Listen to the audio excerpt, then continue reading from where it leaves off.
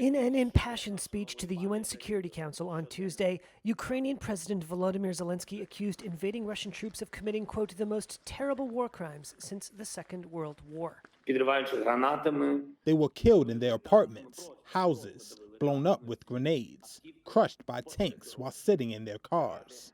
Women were raped and killed in front of their children. Zelensky cited horrifying images and testimony from places such as Bucha, outside Kiev, where bodies, some of them with hands bound, were found laying in the streets after Russian troops withdrew.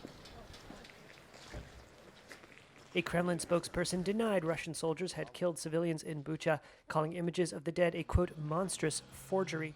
But satellite images undercut Russian claims the civilian deaths were staged or faked. These pictures, provided to Reuters by U.S. company Maxar Technologies, were taken in March and appear to show bodies of civilians on a street in Bucha while it was still occupied by Russian troops. Bucha resident Tetiana Nedashkievska told Reuters her husband was dragged from their apartment by Russian troops. After the Russians withdrew, she found his body, along with other victims, in a basement stairwell. When I came down, I recognized him by his shoes, his trousers. His face was mutilated, his body was cold. They turned him over a little. My neighbor still has a picture of his face. He had been shot in the head, mutilated, tortured.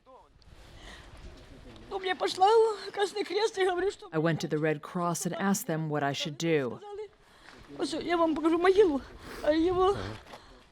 I will show you his grave. Wait. He was buried a meter deep so dogs wouldn't eat him. That was it. U.S. Secretary of State Antony Blinken accused Russia of deliberately targeting civilians. What we've seen in Bucha is not the random act of a rogue unit. It's a deliberate campaign to kill, to torture, to rape, to commit atrocities. The reports are more than credible. The evidence is there for the world to see. He offered no direct evidence to support his assertion of a deliberate campaign. Where is the security promised by the Security Council? Zelensky urged the UN Security Council to strip Russia of its veto power, which he said was the reason the 15-member body has been so far unable to take action over the Russian invasion.